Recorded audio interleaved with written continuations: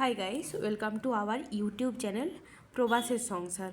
তো আমার আজকে গলাটা একটু বসা, তাই জন্য তোমাদের দাদা ভাই আজকে বলবে। আজকে রেসিপি ভেটকি মাছের পাতুরি। তো মাছ কেনার উদ্দেশ্যে আমরা সকাল সকাল বেরিয়ে গেছিলাম তিরুপুর। কেন কি এখানে তিরুপুরে গেলেই আমরা কিছুটা ভালো কোয়ালিটির বা বিভিন্ন ভ্যারাইটির মাছ আমরা দেখতে পাই, লোকাল মার্কেটে আমরা যেগুলো পাই না। তো তোমরা দেখতেই পাচ্ছ এখানে বিভিন্ন রকমের সামুদ্রিক মাছ, আর আমাদের লোকাল মাছ বলতে রুই কাতলা এই দুটোই পাওয়া যায়। তাছাড়া এখানে পুরোটাই সামুদ্রিক মাছ। আর পাঙ্গাস রূপচাঁদ এগুলো তো বরফ দিয়ে নিয়ে আসে, পুরো একদম খুবই বাজে কন্ডিশন থাকে। আর চিংড়ি তো থাকেই। তো এখানে দেখতে পাচ্ছ বিভিন্ন রকম নানা রকমের ফিশ, স্কুইড, পাঙ্গাস, রুই, রূপচাঁদা, সামুদ্রিক মাছ যেগুলোর আমি নাম জানি না সব কটার। তো এখানে আমি সম্ভবত ওটা কোরাল মাছ, সবুজ কালারেরটা, আমি যতটা বুঝতে পারছি। তো এদিকে সামুদ্রিক মাছের চাহিদাটা খুবই বেশি। এদিককার লোক মিষ্টি জলের মাছ খুব একটা পছন্দ করে না, তো ওরা নোনা জলের মাছ পছন্দ করে। তো আমরা নিয়ে নিয়েছিলাম কিছুটা কাঁকড়া। কেন কি পিউ কাঁকড়া খেতে খুবই ভালোবাসে, ওর খুবই ফেভারিট। তো বললো কাঁকড়া বানাবো, তাই নিয়ে নিয়েছিলাম কাঁকড়া। তার সাথে সাথে নিয়ে নিয়েছিলাম কিছুটা টুনা ফিশ। তো সামুদ্রিক মাছের টেস্ট আলাদা। তোমাদের দিদিভাই সামুদ্রিক মাছ, কাঁচা মাছের ঝাল খুব সুন্দর রান্না করে, ঠিক আছে। আর তার সাথে ছিল আমাদের ভেটকি মাছ। তো আমরা নিয়ে নিয়েছিলাম 750 মতো ভেটকি মাছ, একটা দোকানে পেয়েছিলাম। তার সঙ্গে নিয়েছিলাম একটা কাতলা মাছের তেল। তো এই মাছ নিয়েছিলাম, আর সাথে নিয়েছিলাম একটা 1 কিলো সাইজের রুই। তো ও মাছ কাটতে বসে গিয়েছিলো, ও কাঁকড়া আর বাকিগুলো কেটে নিয়েছিল, কিন্তু রুইটাও কেটে উঠতে পারেনি মুঠিতে। তার জন্য পরে আমি হাত লাগাই আর ওটাকে আমি কেটে উদ্ধার করি। তো কাটা হয়ে যাওয়ার পরে তো এবার চলো আমরা বানিয়ে নেবো মশলাটা। মশলার জন্য আমরা নিয়ে নেবো 3 টেবিল চামচ সর্ষে, 3 টেবিল চামচ কালো কালো সর্ষে, 3 টেবিল চামচ পোস্ত। আর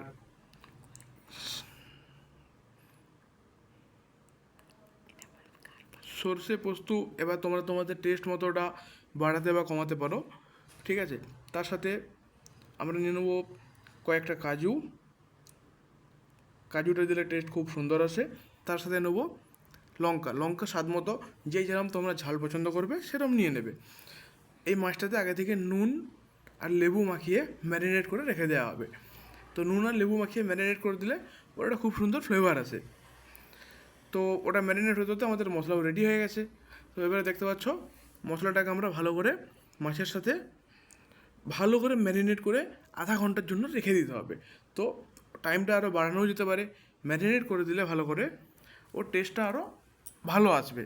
তো ওটা তোমাদের উপরে, আমাদের কাছে যেমন আছে খুব একটা টাইম থাকে না, তো আধা ঘন্টার মধ্যে আমরা করে নিয়েছি। তারপর এতে 1/2 চামচ মতো হলুদ গুঁড়ো, 1/2 চামচ জিরে গুঁড়ো, 1 চামচ কাশ্মীরি লঙ্কা, আর শুকনো লঙ্কা গুঁড়ো তোমাদের স্বাদ মতো তোমরা দিয়ে নেবে। তো শুকনো লঙ্কা সমস্ত কিছু দিয়ে ভালো করে ম্যারিনেট করে আমরা সাইড করে দেবো। সাথে কিছুটা তেল দেবো। তো আমরা এখানে দিচ্ছি অলিভ অয়েল। কেন কি সর্ষের তেল আমরা এখন খাই না, অলিভ অয়েল ইউজ করি, তার জন্য অলিভ অয়েল দিচ্ছি। তো সর্ষের তেল দিলে আমার মনে হয় টেস্ট আরও সুন্দর হবে। তো তোমরা বাড়িতে সর্ষের তেল দিয়েও ট্রাই করতে পারো। তো এইভাবে ভালো করে মাছগুলোকে ম্যারিনেট করে রেখে দিতে হবে। ম্যারিনেট যত ভালো হবে মাছের টেস্ট, পাতুরির টেস্ট ঠিক ততটাই ভালোভাবে আসবে। তো এখানে দেখতে পাচ্ছ আমাদের প্রায় ম্যারিনেট করা কমপ্লিট। তো এগুলোকে আমরা কিছুক্ষণের জন্য রেখে দেবো, প্রায় আধা ঘন্টার মতো। তো মাছটা যতক্ষণে ম্যারিনেট হবে ততক্ষণকে আমাদেরকে বাকি জিনিসগুলো রেডি করে নিতে হবে। তো লবণ তোমরা তোমাদের স্বাদ মতো যে যেরকম পছন্দ করো, কম বা বেশি, সেভাবে অ্যাড করে দিও। তো দেখতেই পাচ্ছ ভালো করে লবণ দেওয়ার পরে আরও একবার ভালো করে ম্যারিনেট করে নেবো। যত ভালোভাবে ম্যারিনেট করবে মশলাটা ভেতরে যাবে, মাছের মাছের টেস্ট তত ভালো আসবে। তো মাংস বা মাছ যাই বানাও, ম্যারিনেশনের উপরে এর একটা টেস্টের ডিপেন্ড থেকেই যায়, ঠিক আছে। তো যত ভালো ম্যারিনেশন টেস্ট তত ভালো আসবে। তো দেখতে পাচ্ছ এবার আমরা কলা পাতাগুলো নিয়ে নেবো। কলা পাতাগুলো সাইজ করে কেটে নেবো, কেটে ভালো করে ধুয়ে নিতে হবে। কেন কি পাতাতে অনেক নোংরা টোংরা থেকে থাকে। তো বন্ধু এদিকে কলা পাতা আমাদের কিনে নিতে হয়, কেন কি এখানে সমস্ত জিনিস কিনে কোনো ইয়ে নেই। আমাদের দিকের মতো যে কলা গাছ রয়েছে ওয়েস্ট বেঙ্গলের মতো গেলাম হাত বাড়িয়ে পাতা কেটে নিয়ে চলে এলাম, সেটা এদিকে সম্ভব নয়। এদিকে দোকান রয়েছে, সেখান থেকে কিনে নিয়ে আসতে হবে। তো কলা পাতাটা ভালো করে ধুয়ে নিয়েছি, এবার মাছ বরাবর কেটে আমাদের 4টে পাতুরি হবে, তো 4টের মতো আমরা সাইজ করে আমরা নিয়ে নেবো। তো তোমরা যে যেরকম বানাবে সেরকম করে নেবে। তারপর সামান্য পরিমাণে অয়েল দিয়ে কলা পাতার এপিঠ আর ওপিঠ 2 পিঠে ভালোভাবে মাখিয়ে নিতে হবে। কেন কি এরপরে আমরা এটাকে আগুনে একটু সেঁকে নেবো। আগুন যদি না সেঁকে নেওয়া হয় তো কলা পাতার যে গন্ধটা থেকে যায় না, যে স্মেলটা থেকে যায়, ওটা খুব ইমপ্যাক্ট করে যায় এখানে। তো এইভাবে একে একে করে আমরা সমস্ত কলা পাতাগুলোকে তেল দিয়ে ভালো করে মাখিয়ে নেবো আগুনে নেওয়ার জন্য। আর আগুনে যদি না দেওয়া হয় মানে ওর যে গন্ধটা থাকে ওই গন্ধটা এর মধ্যে চলে আসবে, তো মাছের পাতুরির মধ্যে চলে আসবে।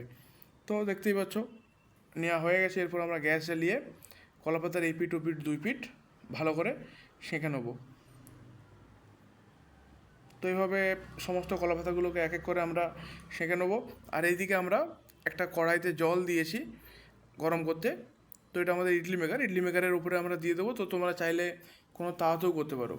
তো এবার আস্তে করে ম্যারিনেট করা যে মাছটা রয়েছে ওটা কলা পাতার উপরে রেখে সামান্য উপর থেকে একটু তেল দিয়ে একটা কাঁচা লঙ্কা উপর থেকে বসিয়ে ওটাকে আমরা ভালোভাবে মুড়ে নেবো পাতাটাকে।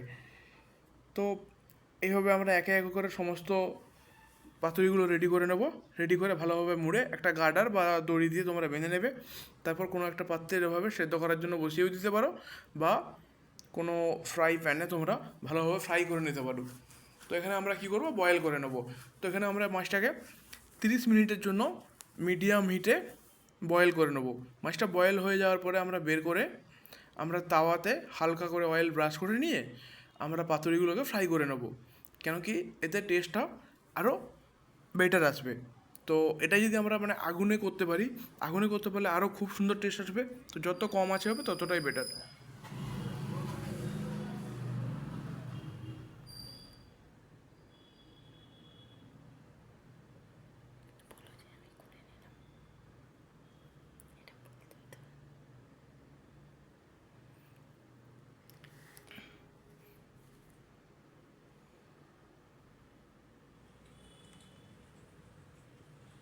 বলো কেমন হয়েছে?